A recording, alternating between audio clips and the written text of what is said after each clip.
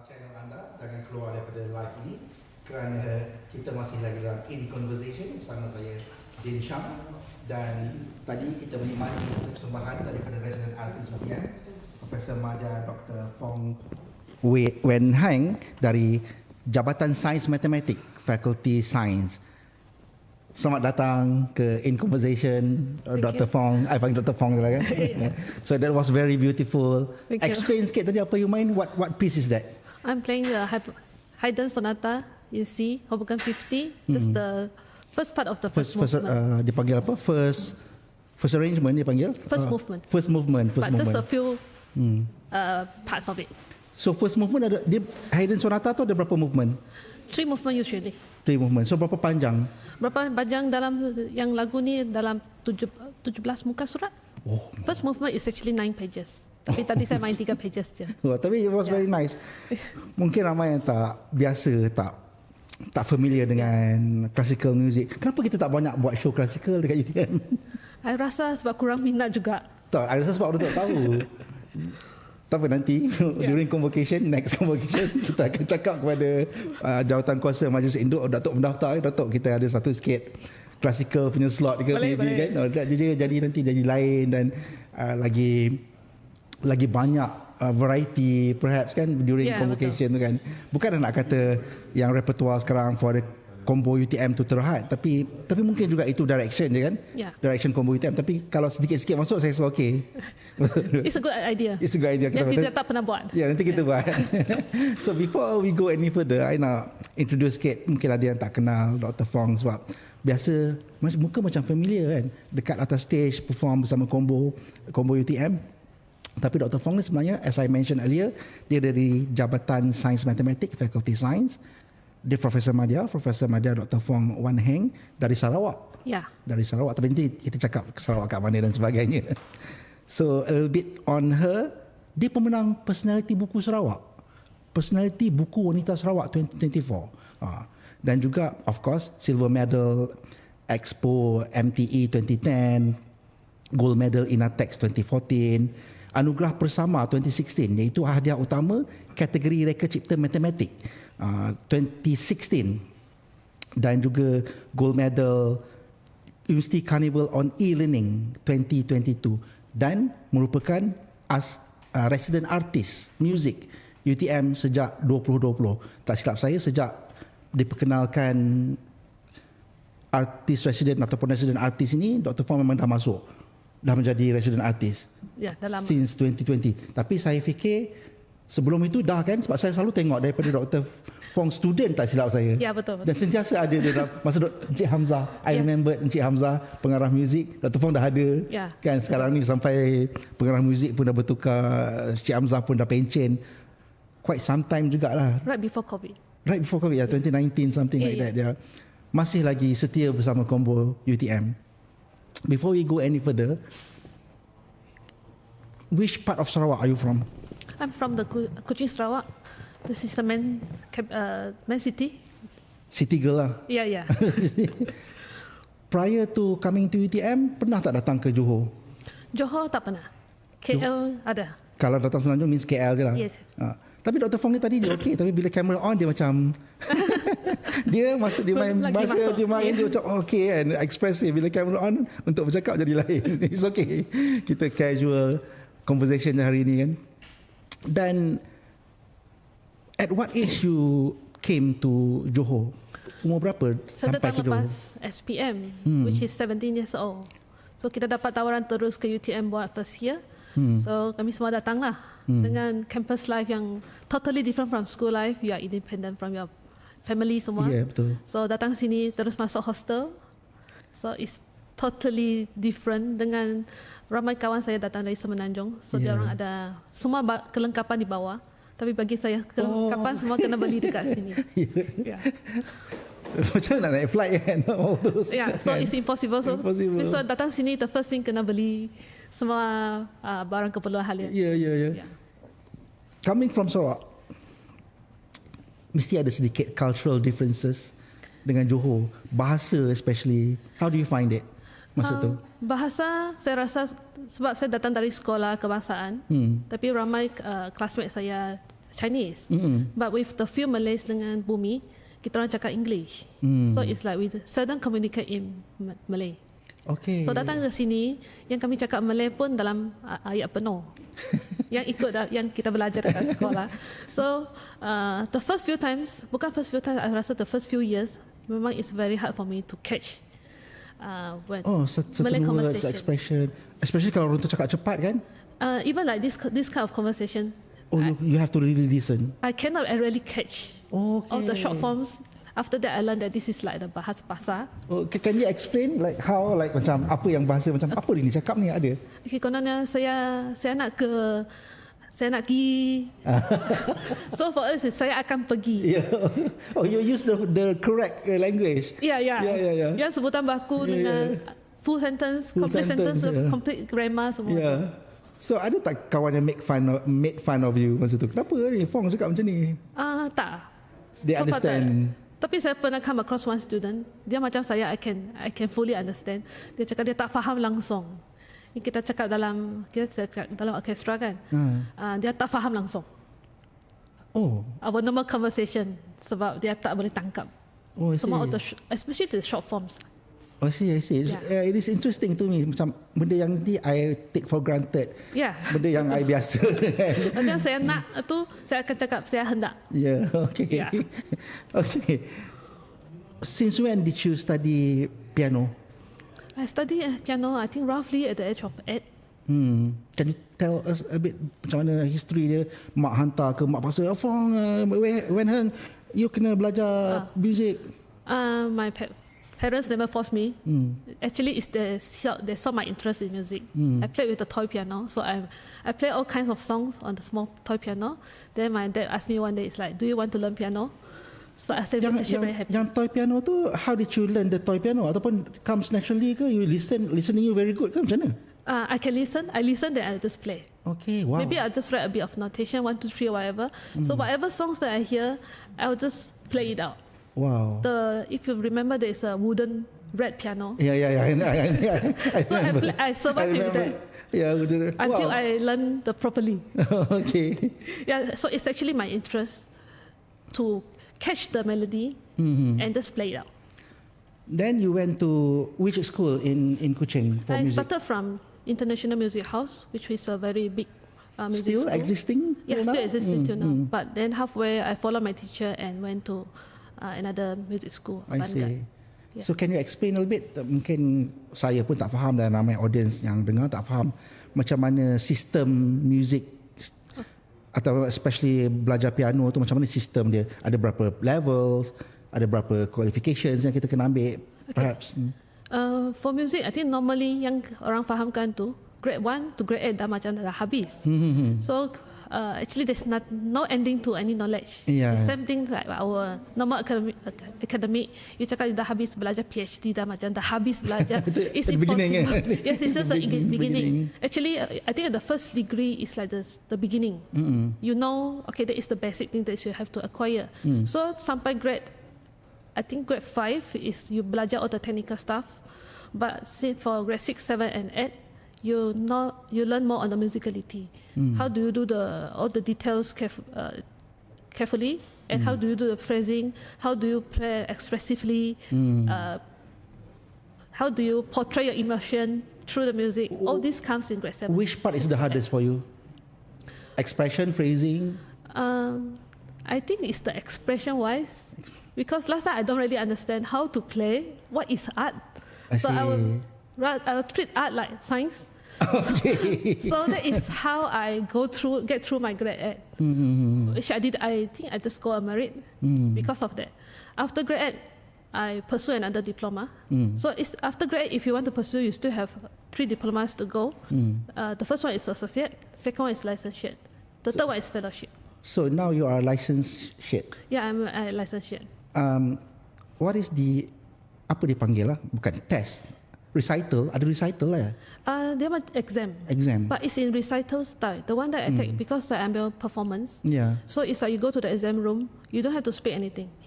The examiner is there, but you just treat it as you're giving a recital. It's just like an audition, basically. Yeah, you just give through the 4 songs. So you pick the songs yourself, or? My first diploma, my teacher picked for me. Oh, tapi memang kita boleh pick sendiri the songs that we want to. They have the whole repertoire for you. Oh, okay. So you have to pick, but the most important thing for this diploma level is you have to fulfill the number of minutes. Okay. They give like 40 minutes, maybe 30. I'm not sure. I think for licensure it's 40 minutes to 45, something like that. 40 minutes of playing. Yes, minimum. Wow. So you have to time yourself repeatedly and make sure you don't speed up. So in the exam you can fulfill that minutes. Okay. Can you do your own arrangement? No, it's not allowed. Okay. So we just do from the classical repertoire. Okay. So they have like, even in the classical repertoire, we have 4 periods of music. So it's best to do a combination. Oh, bukan you tak boleh specific on one period saja.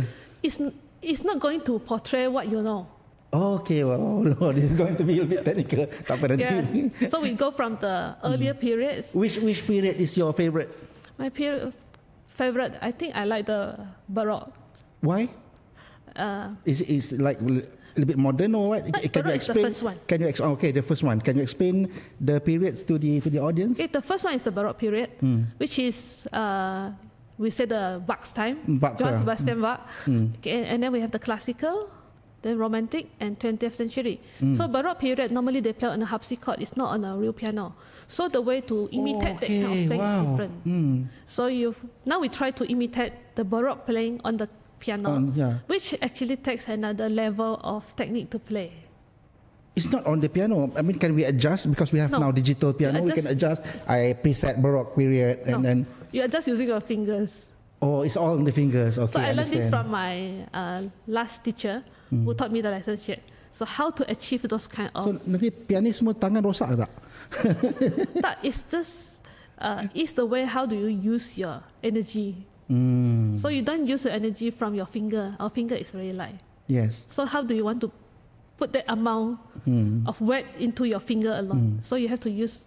So basically, the way you touch the key, that will determine the sound. The speed that you hit the key. The speed, the weight, and everything. So itulah art dia. Yeah. Wow. How do you release it and so on? Oh, how release it? Wow. I tak sangka dia jadi sebegitu besar dia punya variation in playing. I thought macam you learn because in my mind with my limited knowledge on piano, I thought piano easy, you ting berbunyi lah. Yeah. Because kalau you play the guitar, it's the string, right? So how do you bend the string? How strong is the hard or soft on the string? So itu akan create the tone and everything. Tapi piano pun more or less similar. Yes, it's similar because it's like. Sebab dia pun string kat dalam tu kan? It will hit. If it is on the upright piano, it will hit like this. Yeah, but it hit like on this, the grand, it will hit. Tapi kalau digital macam tadi? Digital is quite different. It works so quite how do you manage the playing? I still prefer the acoustic ones. Yeah, of course. Acoustic is always the best, right? Yeah. You cannot imitate that kind of touch. Yeah, I see. So coming from this now, after the Baroque is the classical. Classical is the one that I played just now. Okay. So you don't use the pedal anything. And I noticed that just now. I put a little bit of pedal just for the chords. Yeah. But typically you don't press the pedal. Baroque also, you hardly use the pedal. But for romantic, yes, you use the pedal. You want to have the sustain though. Yes, we use the sustain pedal for the Chopin. Chopin is classical. Romantic. Romantic, okay. So you start to be very expressive. Schubert and those are the romantic. And the 20th century are the ones after the romantic until now. So they will have a lot of. So the romantic ones are still up to 19th century, or 17th or 18th, something like that. 70 something is Baroque. Oh, 70 something is Baroque. Classical. Yeah. So can you teach us a bit on the 20th century classical? Siapa apa yang I pun tak berapa tahu sangat. Aku tak tahu pun. 20th century, the well-known ones maybe the Shostakovich, Ravel, Debussy. Okay. So you have like those dreamy type of music. What is the difference? I mean, like the arrangement or the bigger the instrumentation or what? For piano repertoire itself, is very different. The way they use their chords is not like the typical chords. So they will add in a lot of other elements into the piece of music. So it's not like if you know how to play classical only, you won't be able to play the 20th century. Oh, okay. All right. Yeah. Okay, we are talking too much of piano. Nanti orang pening apa dia cakap ni. So basically, then you went to UTM. So before you went to UTM, how do you manage your time? Banyak tu, because you were grade 1 sampai 8 tu pun I presume banyak hours of training, of studying the piano itself. So macam mana you still boleh dapat good grades kat sekolah? I think it's because of my interest. So I don't see it as a chore to practice. So I just squeeze whatever time that I have during the day, even after coming back from school, especially like after school during afternoon session. So I have to practice lah. With whatever time that I have, whether 20 minutes, 30 minutes. That is the most that I can squeeze out. Wow. Yeah. Is it cukup tak, enough time, 20 minutes, 30 minutes per day? I was imagining like, ni mesti you macam ni punya skill, you play like 2 hours per day minimum training, practice. Actually, the most important thing is you have to practice smart. Okay. If you practice smart, you don't need that huge amount of hours. But you must know that you have to practice correctly. Yeah. So you don't waste your time. Yeah. That's the most important. Does it help you in your study, in your school subjects, learning piano? Did it make you like smarter, or this is easier because I have such a hard time studying all the notes and notation, blah blah blah, for music? Bila pergi sekolah, mathematics seems easy now. Is that the case or no? That time I don't really connect them. So it's like music is another part. Academic is another part. So for me to do academic, I just have to divide my time among these two. Yeah. So I don't let my music cross into my academic. When you were in school back then, tak nak campur music and academic. Yes. So mostly my music is just to go for just practice and exam. That's all. And no other band playing whatever. So now, how do you feel? What is your perspective on music now? If I say, like, Dr. Fong, baik kita buat satu program in UTM, music appreciation and how music can help you study. Is there any relationship to it, or what do you call it, correlation to it? Oh, of course. If you know how to, for example, like smart practice, that is how you should study it, actually. So you don't waste your time trying to study from the scratch. Like when we practice music, those parts that you are not sure, you keep on repeating that. Or you troubleshoot to the very zero detail. So that is how we should study. Okay. Go for the parts that you don't understand and understand that first. But mathematics, because your field is mathematics, is it like similar to music? I would say very.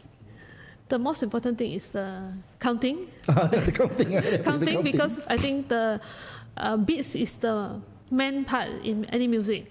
So it's something like dance. You count 1, 2, 3, 4. Yes. In music, you count 1, 2, 3, 1, 2, or maybe up to 6 or 8. So you just repeatedly count. So you need to set the pause to be persistent first. So that is one part of music that connects to maths. But another part, I think it would be like the patterns recognition. Patterns recognition, yeah. Especially like what I'm doing in my research now. Okay. So because I'm doing in formal language theory, which is theoretical computer science, and it relates so much to mathematics. If I see from my research and mathematics, my research is dealing with language. So music is actually see as a language. And people also say music is a language.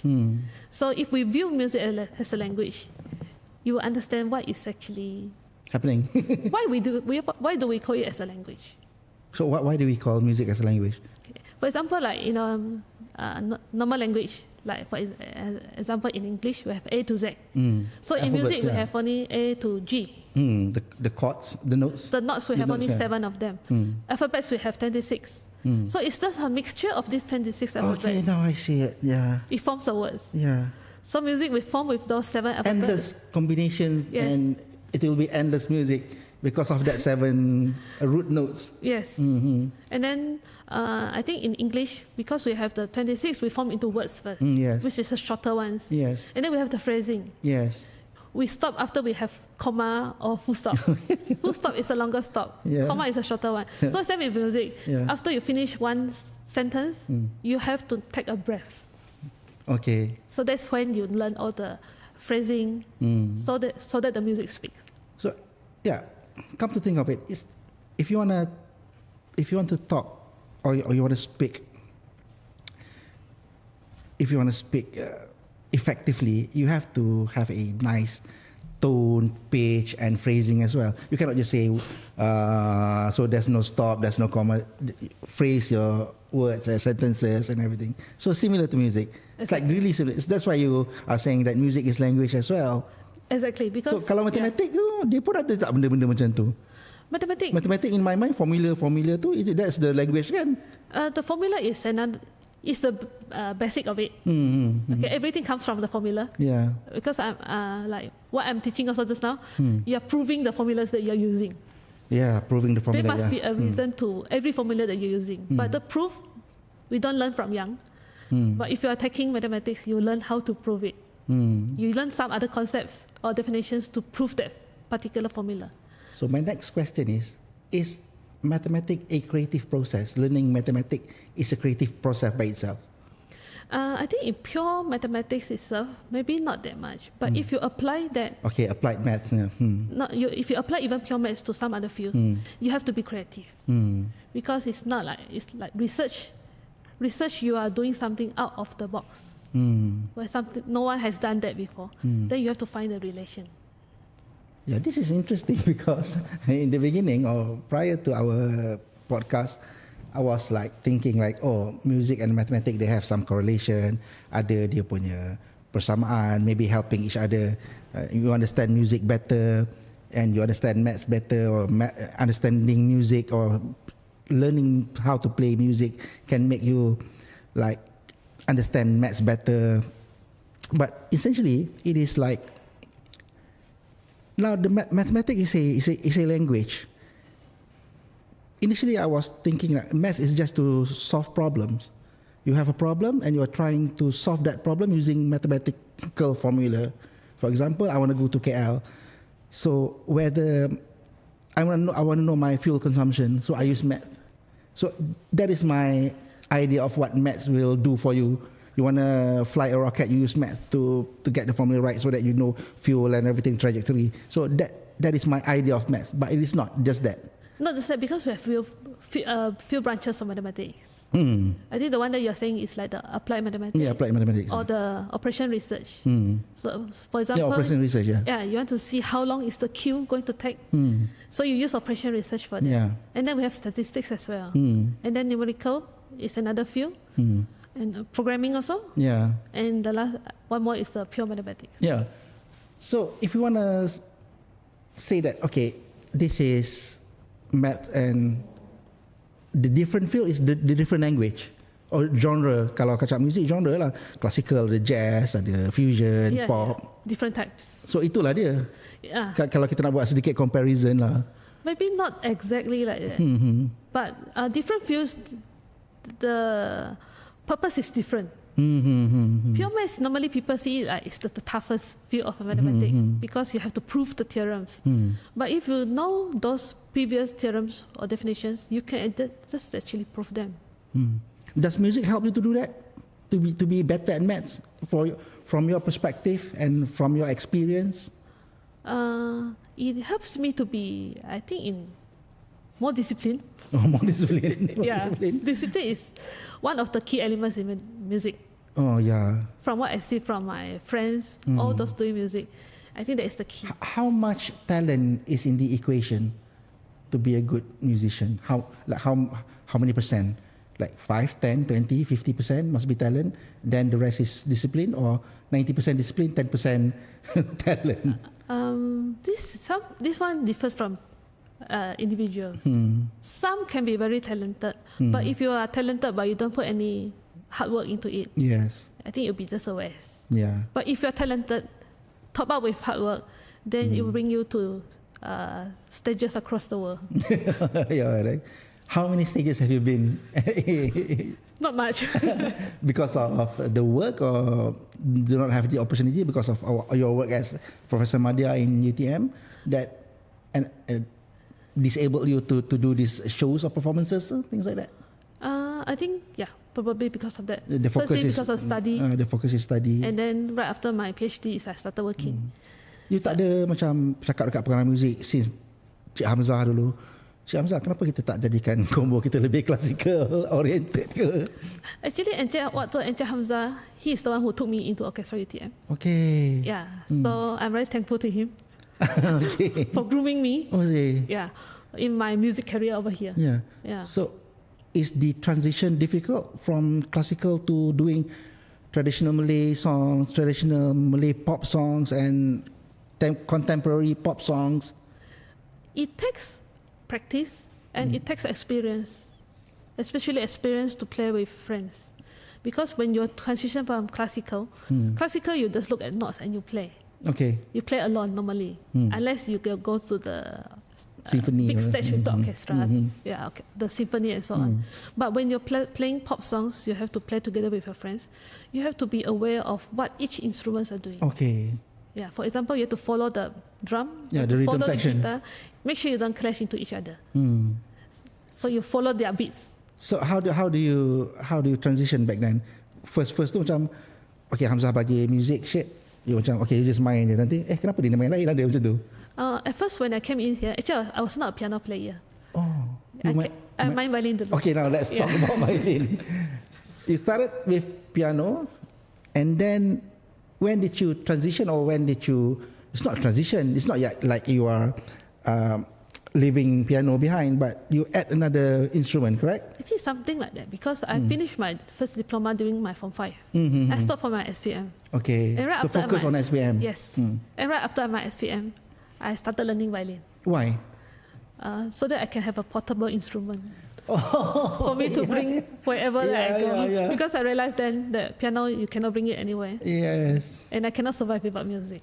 Oh, okay. You need to play something. Yeah, I need something to keep me at the So time. you studied violin, and then you came to UTM, and you were playing violin with the UTM combo. Yeah, I came in here after half a year of learning violin only. Okay. I only have half a year, and then we came in. But in Kuching. Yes, Okay. only half a year. And then I still remember I took Kokyu back then with Encik Hamzah. Yeah. And then he straight away took me in as one of the player. But orchestra that was player. after 1.5 year of playing violin. Half a year. Half a a year year of learning. Half a year on violin, and then you played during co-curriculum, and Hamzah identified you. Dia boleh main. And he took me in. I was quite very surprised. It's like, how can... Because I think number one, because you can already do sight reading, Yes, I can read. and then but it's difficult coming from a non-musician. It's difficult, Because yeah. strings, violin is not easy to get the sound. So how do you manage to do that in half a year? I think half a year is just to give me the very basic ones. Then I came in here, then I started to observe my friends. Okay, all those of them with grade 6, grade 8. So I see how they play. So I practice myself every day. But you have your own violin. I have my own violin. I bring it here. But I think that is after expensive. Violin not so much. Of course. During that time, not so much. I mean, of course, there are high lines. High and range. yeah. I use the China brand. But acoustic one is not the electric one. Just the acoustic one. Acoustic one. Is it okay to have this China violin because the sound might not be that good? This violin, I still remember, it cost me 260 that time. Oh, that's okay. It's a Skylark brand. Okay. It bring me actually up to grade 7. I took my grade 7 exam using that violin, which is my first exam. But did you make any adjustments to the violin? You changed the whatever I changed the bridge, string. or whatever. Just the string, but Just not the to the string. most expensive brand. I just changed the string to maybe like the middle range of string. Okay. Yeah. And that cost you like how much back then? I think the strings maybe like 40 Oh, okay. for the whole set of string. But you still have that violin Yes. with you. After that, actually, I bought another You new bought another violin, good yeah. one. Yeah. But if you are performing with UTM combo, are you playing piano or violin right now? Right now, I'm playing the piano. Piano. Yeah. So how long you played violin for UTM combo? Violin maybe during my undergraduate years. And I think earlier master years, maybe like 5 years. Yeah. And then you change back to piano. Yeah, because we don't have that much of players. Okay. And because I didn't actually play piano when I joined orchestra.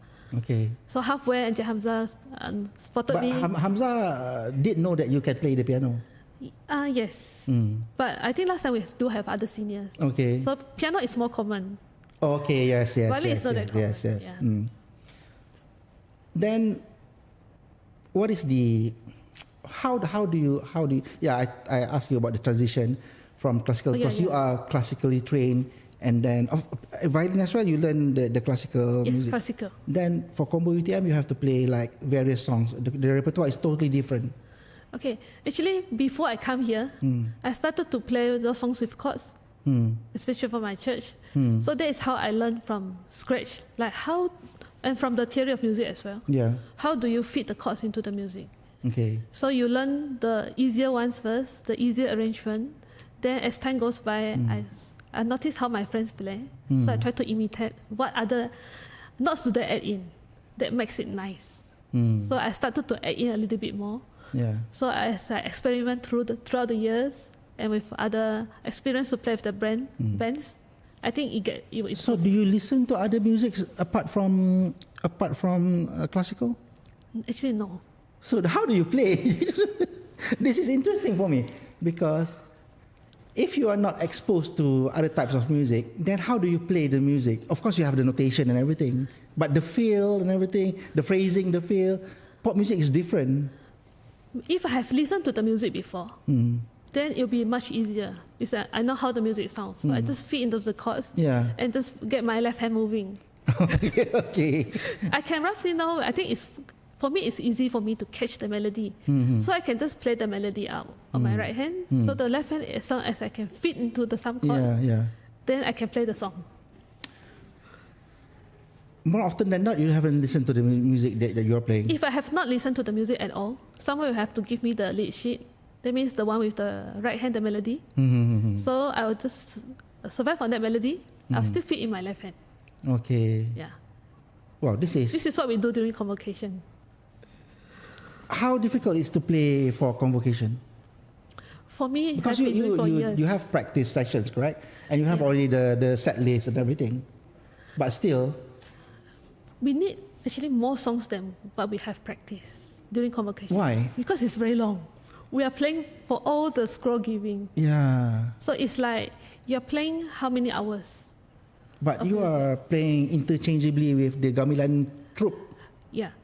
But still, we still need quite a lot of songs. So that's why I'm trying to propose. You cannot use the same songs for every session. Yeah. That's why I'm to propose. You have all your classical repertoire. During the scroll giving, you can just play. You by yourself, you can play. But sometimes I do play myself when we are lack of songs. Yeah. I end up playing myself. Or sometimes so that others can rest out playing. Yeah, because like one session, morning session, if you are playing for convocation, how long per session for your combo? Like 20 minutes, 30 minutes or longer? Longer than that. Longer than 20 minutes or 30 minutes? Because the whole session is like if you start 9 something, you end around 12. Yeah, but because there are breaks and there are speeches and there are like... Only for the first session there are speeches. The second session we don't have. We only have the speech, maybe 1 or 2 speech. And the gamelan will last longer, the songs? Almost the same. Almost the same. And sometimes the gamelan also call us for help. It's like, you have to cover more songs for us. So I think I calculated before, we need more than 15 to be on the safe side. Maybe 20 songs. You have to come up with a mathematical formula. The song list. Actually, you have to calculate like how many students are there, roughly how many songs do you need. And the tempo? The tempo, it depends. This is something very flexible and very subject to change. Because I thought that you should play songs that the tempo will make the graduates walk correctly.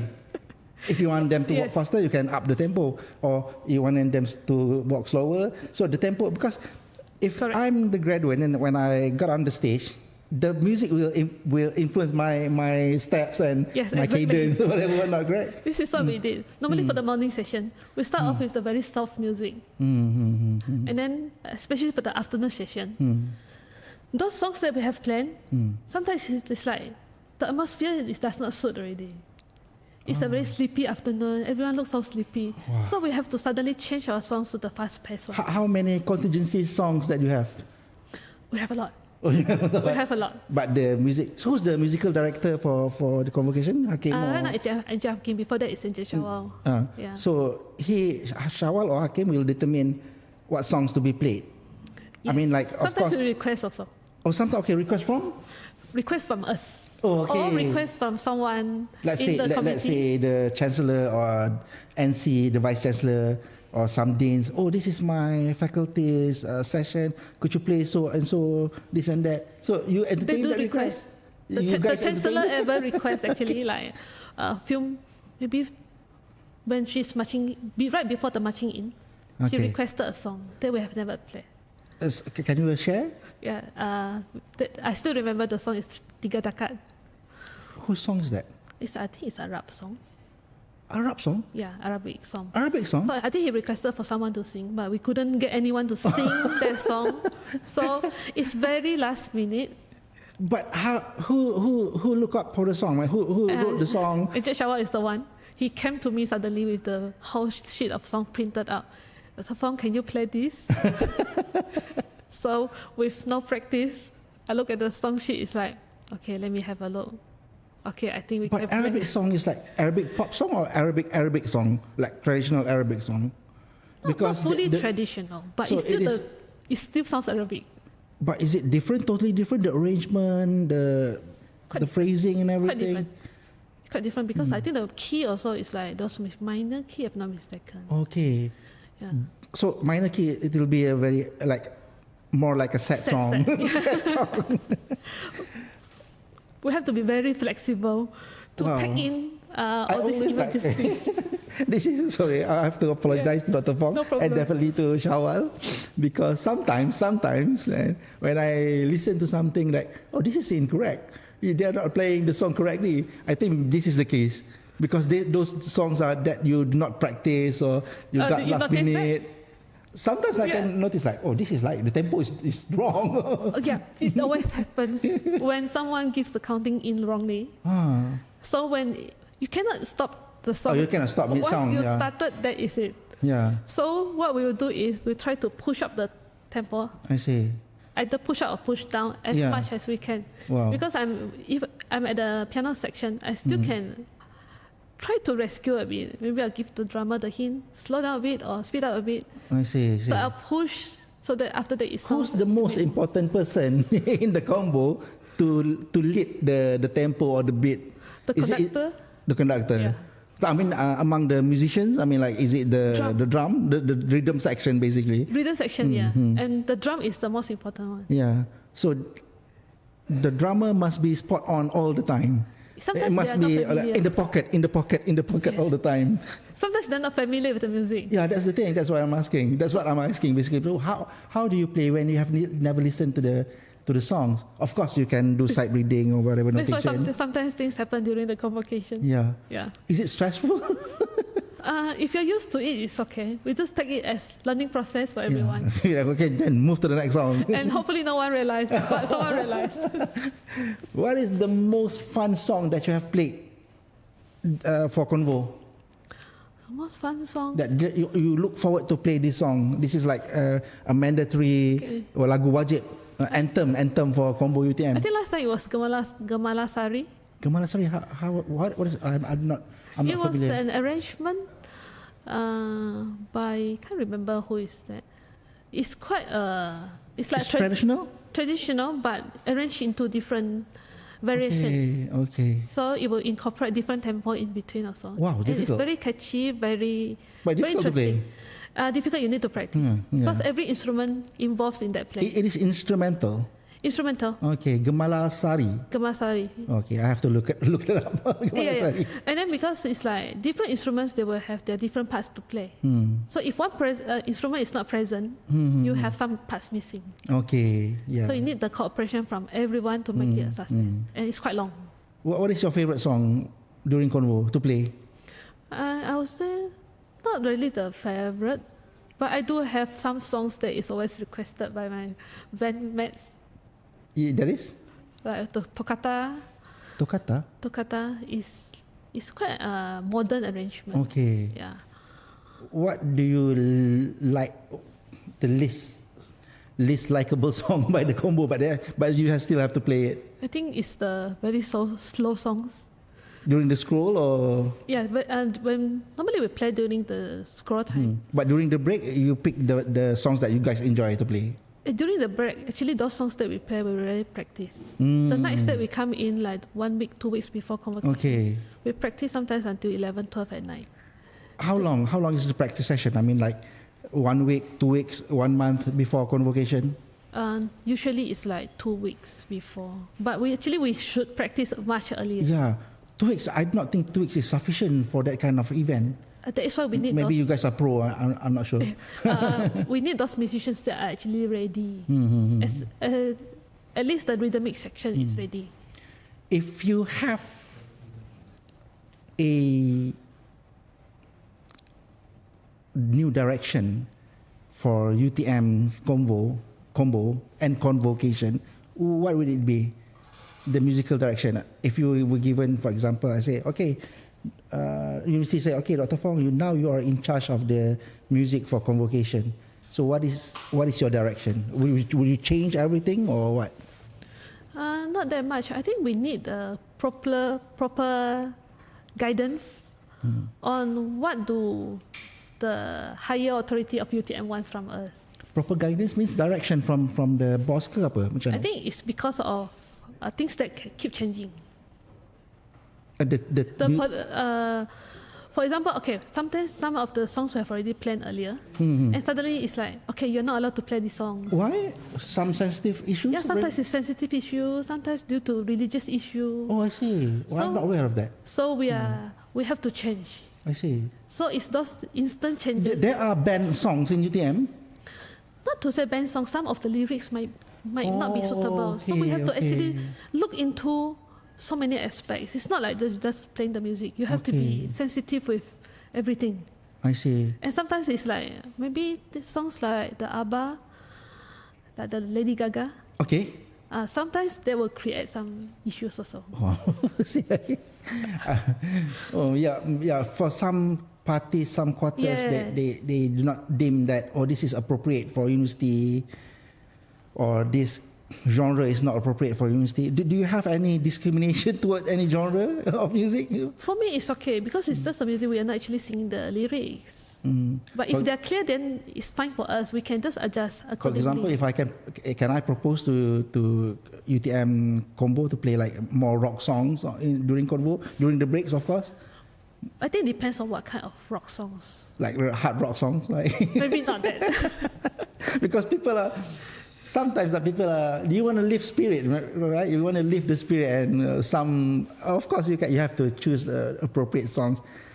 By appropriate, I mean the arrangement, the sound, and everything. And it suits. I think it has to suit the atmosphere. It has to suit the atmosphere. Like what you say, if we want the graduates to walk faster, we play faster piece. And one more thing, I realized that at times, I'm not saying it all the times, but at times I realized that you play according to the crowd. For example, last convocation, during the maybe last or second last session, there were graduates from Taiwan University, and they are Iraqi Kurdistan, but they listen to Arab. They can speak Arabic, and maybe they listen to Arabic songs. And I think you played some Arabic songs as well. And people they're like, wow, they recognize it's Arabic song. This is familiar to us. This is thanks to our director. Yes, we do look at the crowds. Yeah, look at the crowd. Yeah. We know there are. Sometimes it's on that day. We look down and see like, we have so many this kind of graduates. Let's play some songs. Oh, I see. But you do have the set list. We have the list. The list, yeah. We have the list from other. It's not like we're just playing English or BM songs. We have Chinese songs and all the foreign language songs. Yeah, because from time to time there will be requests. Yeah. Sometimes it's for dinners. Oh, okay. They do have requests for this other kind of songs. So do you play during the graduation dinner as well, during convocation? Yes. Because you're playing during the convocation, but prior to that convocation session, maybe the first session, you have like dinner and everything. Yes, normally we play that also. Before, then on the last time. Is it like not confusing and tiring or whatever? It's tiring. It's tiring, right? It's tiring. Last time we still we have to pack the whole orchestra to go for the dinner. Oh, because it is the same equipment. You're using the same equipment. Sometimes it's the same equipment, but sometimes I try not to use the same equipment to reduce the transportation. Oh yeah, I can. So I just can imagine that. accommodate myself, like it's okay to use a lesser. Can you? Kind of, yeah. I still can use that. I mean, for dinners, it's okay. I still prefer the good ones to be used for the convocation, by the way. Okay, the best will be the convocation because it's very long hours. And the venue as well, correct? Because of the size of the venue, does it has any implication on the? Okay, are you comfortable with the position of your combo during convocation? Maybe not so. Is it? Why are you guys are up there? What's the decision? I think it has been by convention. We have been up there since the time since I can remember. It's been up there. We have been up there, and if I'm playing the piano, I'll be at the top corner person. Yeah. Then, but you can see down. I have problems seeing my conductor actually. Oh, because of the lighting? Not because of the angle. Okay. Because the conductor is not in front. It's a little bit to the side. Yes. Because there is no room. So sometimes if someone blocks me, I cannot see the conductor. I have to go by guessing. Wow. That is not good. I mean, like, you know. Yes. So sometimes it's like when you see like other people enter in. So how do you get the cue? I have to ask my friend, or I just listen to drum or someone. Just when to stop, whatever. Would you prefer to be downstairs, in front of the stage, or at the back of the stage, side of the stage? What is the best? What is the best position? If the bosses are listening right now, what is the best position for you guys to be and to perform for our biggest event of the year? I think last time I did join some other convocation. They do have it at the side of the stage. So at least it's still in the on the first floor. Yeah, on the first floor. So people can still see us. Yes. So if we are positioned way up on there, no one actually recognizes us. Someone even asked me, "Is it?" We did notice that it's live music. We thought it's just a recorded. that is a compliment as well. Yes, compliment to us. That means we play like the CD. My view is, of course, from the perspective of the audience, but my view is, number one, the position, if you is not in the correct position, so it is difficult for you to communicate with each other. Yes, especially we need to know the cue when to stop playing. Yeah. We position someone to look down and to tell us how many graduates are left. Sebab I rasa macam kalau duduk kat atas tu, macam gayat kan, macam you are playing kan. Baca lagi dan sebagainya. Wow. Pernah pun skor terbang. Skor terbang? Terbang ke bawah sebab it's like. Tapi you ada copies lah. When I was playing the violin, I was at the first Tapi you have floor. copies? We have copies, it's okay. I think it's a song list or something that terbang ke bawah. Wow. Yeah. What is if mathematics, we go back to mathematics because we're talking so much about music, because it is interesting for me. I like music, but I'm not really talented. But these guys are, some of them play in a band, underground band, whatever. If mathematics is a genre of music, what would it be? Will it be symphony? Will it be jazz? Will it be blues? Will it be pop? What would mathematics be if it is a genre of music? Personally, I think it's a symphony. Symphony. Because everything works in harmony. Wow, okay, nice. Even in different fields of mathematics, we have to complement each other. It's not like one field is on top of another one. Yeah. Is it possible for me to request for another performance before we end our conversation in this podcast? Yeah, sure. Okay. Before you go, can you explain a bit? Because I know this song called Pasacalea. In Spanish, it's called Pasacale. Pasacale means street. So is it like, if you can play this song, is it like street songs or what? But it's still classical? Or is it referring to the street people or what? This is not a typical classical piece. Okay. And I noticed of this piece also not long ago. Okay. I printed out this piece for some of my students, but I don't play them. Which period is this Pasacalea? This is an arrangement from a piece by another Baroque composer. Oh, okay, I see. I think I just read about this maybe 2 weeks ago. Oh, so they arranged just a little part to become this one. Okay, now, ladies and gentlemen, we would like to invite Dr. Fong back to the piano over there. Please Dr. Fong. And she'll be performing, dia akan perform still classical music. Lagu ni bertajuk Passakalya. Arrangement by Hoverson, if I'm not mistaken, Dr. Fong? Yes, Hoverson. So, sebelum kita mengakhiri podcast episod bersama Dr. Fong ini, saya mengambil kesempatan ini untuk mengucapkan selamat Hari Raya Aidiladha yang bakal kita sambut pada minggu hadapan, dan saya tinggalkan tuan-tuan dan puan-puan bersama Profesor Madya Dr. Fong Wan Heng dari Fakulti Sains bersama persembahan dengan lagu yang arrangement ataupun piece yang berjudul Passakalya. Over to you, Dr. Fong.